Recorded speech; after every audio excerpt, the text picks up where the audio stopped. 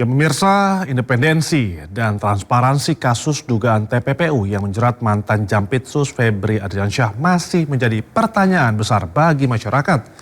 Apakah mungkin tim khusus yang dibentuk Kejaksaan Agung mampu independen dalam mengawasi internalnya sendiri? Meski ada jaminan bahwa tim tersebut beranggotakan jaksa senior yang pernah bertugas di KPK.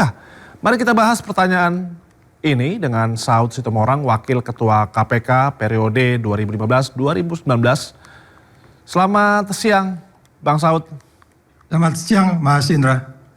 Bang Saud, ini kan Kejagung, kita tahu bersama Kejagung ini membentuk tim 9 yang diisi mantan jaksa KPK untuk mengusut mantan Jampitsus. Sebagai orang yang lama di KPK, Pak Saud, apakah komposisi ini cukup untuk memutus mata rantai konflik of interest? Atau ini justru ganti baju di bawah atap yang sama karena tetap di bawah kendali Kejagung? Silakan Pak Saud. Ya, persoalannya kan ada dua. Yang utama adalah bagaimana caranya, sekali lagi bagaimana caranya agar proses ini sesuai dengan semua legalitas formal yang memungkinkan dia dilaksanakan dengan baik. Itu yang pertama. Jadi artinya kemarin kan perdebatannya itu yang disebutnya diserahkan tapi kemudian pelimpahan dan seterusnya itu kan bermasalah, tidak sesuai dengan legalitas yang kita memiliki, hukum, undang-undang dan seterusnya. Itu pertama. Yang kedua kan ini kan sebenarnya kan soal kepercayaan. Ya, kepercayaan yang sangat rendah terhadap aparat penegak hukum kita. Baik itu terhadap KPK sendiri maupun terhadap katakanlah kejaksaan dan kepolisian. Jadi tingkat kepercayaan rendah itu misi utamanya menjadi problem kalau yang misi utamanya menjadi problem meningkatkan kepercayaan kalau yang pertama tadi itu kita tidak melakukan dengan proses-proses yang transparan, akuntabel, bebas dari konflik kepentingan dan seterusnya. Nah, mungkin akan ada beberapa model yang bisa diciptakan ya. Kemarin model pertama itu yang dilimpahkan begitu saja ternyata gagal dan mendapat kritikan keras. Model kedua itu diturunnya 9 orang mantan yang pernah bekerja di KPK. Tapi itu juga akhirnya menimbulkan pertanyaan apakah mereka tetap seperti dulu ketika mereka berada di KPK. Itu pertanyaan karena mereka kembali ke kandangnya, masuk kepada ekosistem yang berbeda. Terus kemudian bagaimana kalau kombinasi alternatif yang ketiga itu adalah bagaimana caranya ya di 9 orang ini kemudian disupervisi oleh KPK atau yang keempat KPK mengambil alih semuanya gitu. Nah kalau diurut-urut dari bicara risiko yang lebih rendah risikonya memang diambil alih KPK. Itu sudah pasti. Walaupun nanti akan ada perdebatan tentang posisi 5 pimpinan KPK di sana kan 1 jaksa, 1 kepolisian, 2 hakim, kemudian 1 diantaranya juga BPK. Tapi secara keseluruhan kalau kita buat SWOT-nya, strength, weakness, opportunity, dan threat-nya pasti akan lebih rendah kalau diambil alih oleh KPK. Itu pilihan-pilihan. Nah, kalaupun ada tim supervisi kemudian dibuat oleh DPR untuk kemudian ini mereka tidak masuk di formil materialnya, mereka hanya mengawasi saja, kemudian bagaimana barang putih dilimpahkan, kemudian bagaimana proses due process of law-nya jalan dengan baik, itu bisa saja. Artinya siapapun tim yang mau dibentuk untuk kemudian ikut mengawasi ini, siapapun, termasuk kita semua, termasuk media, itu nanti kata kuncinya transparansinya. Jadi model apapun yang mau diambil untuk kemudian ini membawa ke depan pengadilan nantinya, karena EPA ini memang harus bertanggung jawab, kita tidak ragu tentang peristiwa pidananya. Memang sudah terjadi, soal kemudian ada framing-framing soal barang bukti, itu ya di mana-mana koruptor ya akan bicara seperti itu dengan lawyernya. Itu nanti diperdebatkan di pengadilan saja. Kira-kira gitu sementara, Mas Indra. Baik, Bang Saud, sebelum kita lanjutkan kita sudah juga terhubung dengan Bang Zainur Rohman, peneliti dari Pukat UGM yang masih kita tunggu dan saat ini sudah bergabung dengan kita. Selamat siang, Bang Zainur.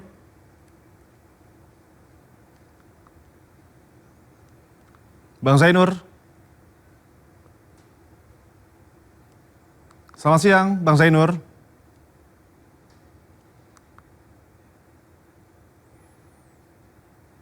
Baik, kita lanjut Bang Saud. Ini Bang Zainur sedang ada kendala sinyal mungkin. Bang Saud, kita lanjutkan bahwa memang diketahui memang ini terkait perlimpahan ya Bang Saud ya. Ini kan tadi Bang Saud bilang kalau kita melibatkan orang KPK, kenapa nggak langsung KPK saja? Ini memang ada nggak sih Pak tanggapan terkait kenapa tidak KPK? Kenapa dari Polda harus ke Kejagung? Tanggapan Bang Saud seperti apa Bang? Iya, selalu kan disebutnya kalau menurut Undang-Undang 19 2019 itu di pasal 10A itu kan ada proses ya. Yang disebut sebagai apakah umpamanya adanya campur tangan pihak-pihak tertentu diantaranya eksekutif, legislatif, yudikatif. Kalau saya katakan kunjungan Komisi 3 itu berpotensi untuk kemudian campur tangan. Sehingga itu dasar cukup kuat untuk KPK mengambil alihnya. Tapi walaupun harus dengan proses apa yang disebut sebagai supervisi dulu, koordinasi dulu, nggak ujuk-ujuk seperti itu. Nanti ditanya juga jaksanya apakah mereka mempunyai masalah di dalam menindaklanjuti kasus ini. Tetapi KPK juga harus menggunakan nalurinya karena kata-katanya itu kan disebut di undang-undang itu berwenang. Apakah KPK ingin menggunakan wewenangnya atau tidak dengan sejumlah tata kromo tentu, nggak ujuk-ujuk kayak begitu.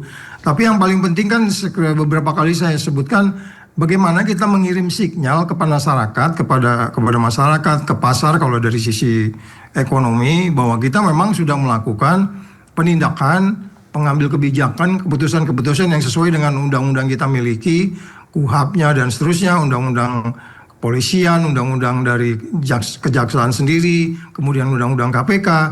Nah, kan kita selalu berdebat bahwa sebenarnya KPK itu didirikan karena ada problem di kepolisian dan kejaksaan. Dan sampai hari ini masih relevan posisi KPK dengan catatan KPK dengan kondisi yang juga problem saat ini ya, karena mereka di bawah presiden, tapi kan dia melaksanakan undang-undang. Di atas presiden itu undang-undang, jadi nggak ada juga Pak Kewu mesti perintah presiden dulu baru dia ngambil alih, nggak begitu juga, karena dia pelaksana undang-undang. Jadi sekali lagi saya katakan akan risikonya menjadi lebih rendah kalau itu disupervisi ataukah kemudian diambil alih oleh KPK. Dan itu kepercayaan pasti akan lebih tinggi, kita hitung-hitung pasti akan begitu ya. Strength, weakness, opportunity, dan threat-nya itu di dalam menangani case ini akan lebih rendah risikonya kalau berada di KPK. Jadi pertanyaan adalah kapan itu diambil? Nah nanti kita lihat ya harus ada memang prosesnya. Tetapi kan yang utama adalah memberi kepercayaan kepada masyarakat, gitu Mas. Baik Bang Saud. Bang Saud sebelum kita lanjutkan kita sudah terhubung dengan Bang Zainur Rohman, peneliti dari Pukat UGM. Saat ini sudah bergabung. Selamat siang Bang Rohman. Selamat siang. Baik, Bang Rohman. Bang Rohman, ini terkait DPR mendesak tim independen, apakah model internal tapi eksternal ini lazim dalam penegakan hukum kita atau justru menjadi presiden berbahaya yang justru melemahkan peran pengawasan eksternal yang seharusnya lebih berdaya? Ya karena perkara ini dari awal sudah tidak lazim semuanya ya. Misalnya penyerahan di tengah jalan ketika masih penyidikan, itu kan juga tidak lazim. Perlakuan yang berbeda antara DR dengan FA itu juga tidak lazim. Penetapan tersangka tanpa didahului oleh pemeriksaan itu juga tidak lazim. Karena ini memang bukan kondisi yang normal, ini kondisi yang penuh dengan ketidaklaziman. Nah, sekarang yang paling penting adalah bagaimana memastikan perkara ini jalan, jangan mandek. Saya lihat sekarang kondisinya terjadi kemandekan.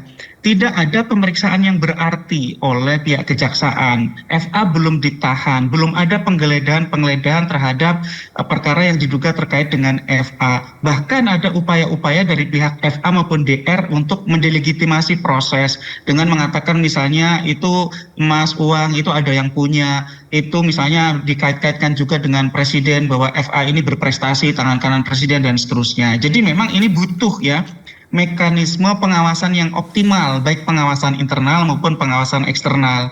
Kalau paling rendah adalah FA dan DR ini harus diproses sampai tuntas. Jangan sampai kemudian perkara ini misalnya berhenti seperti kasus Firly di Polri misalnya. Jangan sampai seperti itu. Oleh karena itu sebenarnya kalau dari sisi kewenangan yang diberikan oleh undang-undang, yang punya kewenangan untuk melakukan itu sebenarnya adalah KPK. Ingat, KPK punya dua jenis kewenangan di sini, 3 jenis bahkan. Yang pertama adalah koordinasi, yang kedua supervisi, dan yang ketiga adalah pengambil alihan. KPK punya tiga-tiganya gitu ya. Jadi sebenarnya sekarang tinggal bagaimana kemudian KPK menjalankan kewenangan yang diberikan oleh undang-undang. Kalau memang belum saatnya untuk diambil alih, maka kemudian koordinasi dan supervisi itulah yang seharusnya dilakukan dengan optimal. Tetapi ini juga harus hati-hati karena sekarang kebetulan Deputi Korsupnya KPK juga berasal dari institusi kejaksaan. Jadi ini memang perlu sekali untuk membuat Korsup ini agar berjalan dengan efektif. Nah, apa sih yang dimaksud dengan supervisi? Ada 3 hal. Yang pertama itu melakukan pengawasan, yang kedua itu penelitian, dan yang ketiga adalah penelaahan terkait dengan penanganan perkara korupsi yang dilakukan oleh kejaksaan. Itu yang diatur di dalam Undang-Undang Nomor 19 Tahun 2019. Ketika misalnya ada indikasi hasil pengawasan Korsup dan KPK ini kemudian ada keengganan dari pihak kejaksaan untuk memproses perkara FA sebagaimana mestinya, maka sebenarnya di situ KPK punya kewenangan untuk eskalasi dari Korsup menjadi ambil alih. Apa yang menjadi dasar hukum? Ya pasal 10 huruf A besar Undang-Undang 19 2019. Di ayat 2 misalnya di dalam huruf C dan huruf E itu diatur. Huruf C misalnya di sana dikatakan bahwa penanganan korupsinya itu ditujukan untuk melindungi pelaku.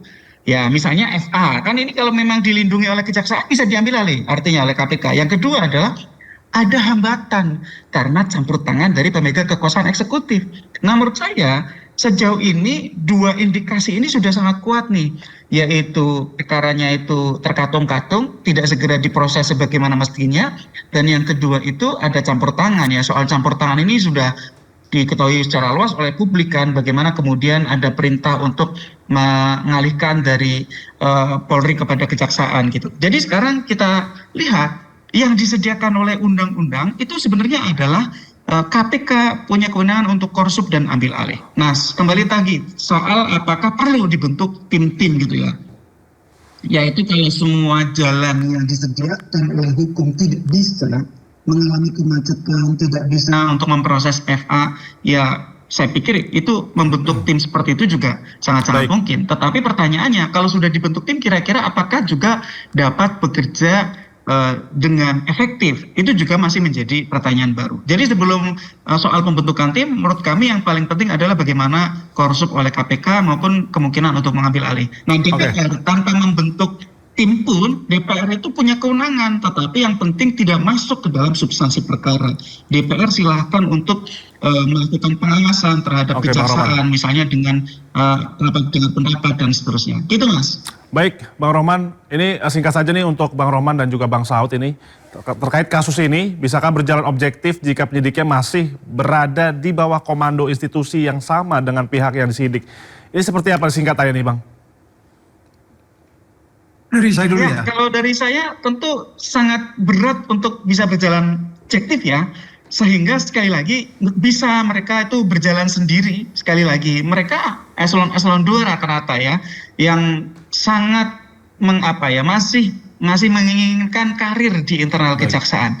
Saya ragu mereka bisa objektif, bisa independen, dan saya ragu itu pun kalau bisa menjerat FA, apakah bisa menjerat jejaringnya. Oleh karena itu KPK perlu sekali untuk turun melakukan Korsup atau mengambil alih. Gimana Bang Saud? Ya, jadi yang paling penting 2 hal yang saya sampaikan di depan, ada 2 detail-detail yang tidak hanya di permukaan ya, tentang bagaimana penyelidikan. Jangan lupa ini masih banyak kasus, jadi akan ada penyelidikan, ada splitting dan segala macam pemisahan kasus-kasus itu. Jadi bagaimana penyelidikan, penyidikan, dan sampai nanti proses penuntutannya itu sesuai dengan yang kita sebut sebagai bagaimana dari sisi legalistiknya, dari sisi legalnya, dari sisi undang-undang peraturannya. Jadi kalau itu dilanggar, itu pembentukan tim di luar daripada KUHP itu tentu berisiko. Jadi kalau kita bicara tadi Mas Jainur juga menekankan bagaimana kalau mau aman dan berisiko lebih kecil KPK ambil alih, itu menjadi penting. Nah kalau itu sudah diselesaikan, itu persoalan pertama. Persoalan keduanya adalah lagi-lagi ini persoalan kepercayaan. Ya ini kan semua per hari ini kita penuh dengan curiga. Acara siang ini juga Mas Rindra bisa jadi juga tetap curiga kan. Iya, makanya nanyain saya, nanyain Mas Jainur juga. Jadi kalau nanti udah kepercayaannya tinggi, masyarakat pasti tidak akan tanya-tanya lagi. Nah kepercayaan itu per hari ini saya melihatnya memang apakah memang nanti ada prosesnya, tentu ada prosesnya, pengambil alih-alihan oleh KPK atau supervisi dari KPK itu. Sementara itu mungkin Mas Indra. Oke, baik Bang Saud. Ini kita lanjut ke Bang Saud sementara. Publik melihat Febri Ardiansah ini tidak ditahan Bang Saud, sementara tersangka lainnya ditahan dalam perkara serupa.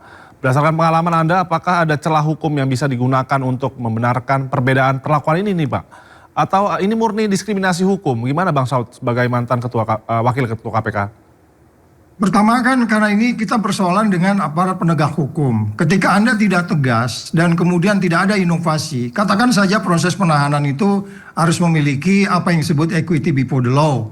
Ya kemudian yang menerima itu sebenarnya dihukum lebih berat seharusnya daripada pemberi. Itu kan DR itu kan masih berdebatan itu. Pemberi, penerima, pengumpul atau pembantu gitu. Tapi intellectual dadernya siapa? Itu dulu yang terdepan. Masa per hari ini penyidik baik itu di kepolisian dan kejaksaan nggak bisa menentukan siapa intellectual dadernya. Naik banget kita kalau per hari ini nggak bisa memutuskan siapa sebenarnya intellectual dader di sini gitu loh. Ya kalau DR itu kan ya, udah jelas lah itu perbantuan lah itu. Ya kan orang-orang yang diperintah-perintah dia. Dan kemudian soal ada pembenaran itu bukan milik siapa dan seterusnya. Itu perdebatan nanti di pengadilan. Penyelidik-penyidik pasti lebih tahu. Tapi saya katakan kembali lagi, kalau kita sebut bagaimana ada perlakuan yang tidak kemudian disebut sebagai inline dengan equity before the law itu yang menimbulkan kepercayaan menjadi turun. Apalagi ini menyangkut penegak hukum yang Mas Yainur bilang tadi, kalau bahasanya undang-undang KPK 19/2019 pasal 10A itu udah jelas. Ini sudah menjadi sasaran utama sebenarnya kalau pasal 11-nya juga dilakukan oleh penegak hukum. Dan itu yang saya maksudkan, detail-detail seperti itu ada nggak di tim di kejaksaan saat ini yang meningkatkan kepercayaan sehingga kemudian kita yakin bahwa ini akan proses berjalan sesuai dengan apa yang kita sebut transparan, akuntabel dan bebas konflik kepentingan itu, Mas. Gitu. Baik, Bang Saud. Kita beralih ke Bang Zainur. Ini Bang Zainur, ini kan status pengunduran diri Febri dari jabatan Jampitsus. Apakah secara yuridis memang berpengaruh pada kekuatan penyidikan atau ini hanya manuver kosmetik saja untuk meredam tekanan publik? Seperti apa tanggapannya Bang Zainur? Ya, itu karena tekanan publik yang kuat ya. Sekarang bahkan pertanyaannya adalah apa langkah yang dilakukan oleh penyidik internal kejaksaan terhadap FA ini? Kita tidak dengar tuh, misalnya penggeledahan oleh penyidiknya kejaksaan. Kalau penggeledahan oleh penyidik Kortas Tipikor kemarin, iya. Tetapi kan ini tidak ada kelanjutannya oleh penyidik dari kejaksaan. Yang kedua, informasi keberadaan FA saja sampai sekarang tidak pernah disampaikan oleh kejaksaan. Padahal itu bentuk transparansi kepada publik. Publik tuh bertanya-tanya, FA ini ada di mana gitu ya. Ini penting untuk dijawab. Kenapa? Sebagai bentuk transparansi. Juga karena dia tidak ditahan, apakah ada jaminan bahwa FA ini tidak akan menghilangkan barang bukti, mempengaruhi saksi, melarikan diri, atau juga melakukan upaya-upaya yang akan merepotkan bagi penyidik di dalam menangani perkara ini. Ini juga menjadi pertanyaan publik. Terlalu banyak perlakuan-perlakuan khusus terhadap FA, meskipun dia sekarang bukan lagi Jampitsus, tapi saya lihat ya powernya masih sangat kuat, masih sangat besar, masih sangat berpengaruh. Terlebih pasti FA bekerja tidak sendiri, ada jejaringnya, dan jejaringnya itu kan ada di dalam gitu ya. Sehingga sekali lagi saya katakan ini akan sangat bergantung kepada bagaimana sikap dari kejaksaan dan bagaimana kalau memang diperlukan ya pesan-pesan dari istana untuk menghormati prinsip negara hukum. Jangan kemudian istana membuat pesan yang sebaliknya, yaitu penyelesaian secara adat. Ini proses yang seharusnya tunduk kepada aturan-aturan hukum. Ini dilihat masyarakat internasional, ini dilihat masyarakat Indonesia, bagaimana pembelajaran hukum yang akan diberikan kepada rakyat kalau ternyata ada perlakuan yang berbeda, ada proses yang tidak berjalan, ada lokalisir terhadap masalah, dan ada perintah-perintah yang kemudian bertentangan dengan spirit anti korupsi termasuk dari pemimpin tertinggi negara. Jadi sekali lagi, ini adalah tes sejarah terhadap para pemimpin yang sekarang sedang menjabat, baik itu presiden, termasuk juga Menhan, termasuk juga pihak-pihak lain, termasuk juga di internal kejaksaan, Jaksa Agung. Ya. Ini ujian sejarah. Bagaimana sejarah akan menulis mereka? Apakah mereka adalah seorang negarawan yang menghormati prinsip negara hukum atau mereka adalah sekadar politisi yang berebut kekuasaan dan menggunakan hukum sebagai alat kekuasaan, dan kemudian ketika temannya, anggotanya yang bermasalah, mereka akan mengistimewakan dan memberikan perlakuan yang berbeda. Gitu Mas. Baik, untuk keduanya nih Bang Saud dan juga Bang Zainur, ini kan kasus ini menyeret 3 mega proyek ya. Asabri, Batubara, Krakatau Steel. Seberapa besar sih risiko dari sebesar ini masuk angin atau hilang di tengah jalan jika pengawasan hanya melibatkan internal? Seperti apa nih Bang? Bang Saud dulu mungkin. Ya, dari awal kan memang disebut-sebut ketiga case itu, dan ketiga case itu juga diselimuti dengan berbagai hal yang kita sebut saja itu nggak lepas dari bagaimana kita mengelola BUMN kita, mengelola bagaimana kemudian membina ekonomi yang kompetitif, ekonomi yang kemudian berdasarkan prinsip-prinsip good governance, kemudian patuh dan seterusnya, kemudian comply dengan aturan-aturan dari sisi bisnis. Karena awalnya dari situ gitu. Jadi dari sana merembetlah ke tempat-tempat lain. Jadi kalau kita bilang bagaimana ini kan tiga case ini kan sebenarnya tidak juga menutup kemungkinan terjadi di banyak hal. Kita juga sudah melihat bagaimana kasus BTS, bagaimana kasus-kasus yang lain, bagaimana di logistik, bagaimana di infrastruktur, itu kan terkait dengan BUMN semuanya. Jadi maksudnya adalah kita jangan melihat case ini menjadi lebih sederhana dan tidak berefek jera, karena semua modusnya selalu diatasi oleh penegak hukum yang bermain mata dengan semua potensi tersangka. Jadi kalau seperti Mas Zainur tadi saya setuju, bagaimana kemudian kita memulai dengan yang dikampanyekan sebagai apa yang disebut sebagai presiden kejar sampai ke Antartika itu tidak begini modelnya. Kalau kejar ke Antartika itu penuh dengan risiko, penuh dengan upaya-upaya kerja keras yang kita sampai hari ini belum melihat. Jadi orang-orang di bawah ini, ketiga penegak hukum ini, KPK, Kejaksaan dan Kepolisian ini belum bisa menjabarkan bagaimana perintah yang dimaksud dengan kejar sampai ke Antartika itu kan with all due respect, with all due effort dan seterusnya lah. Yang menurut saya sekali lagi berpotensi kemudian ini diminimalisir atau diokupasi ataupun kemudian tidak dilaksanakan sebagaimana penegakan hukum yang benar. Dan per hari ini kita berdiskusi ini kan sinyal tentang itu cukup keras kalau kita masuk ke detail-detailnya.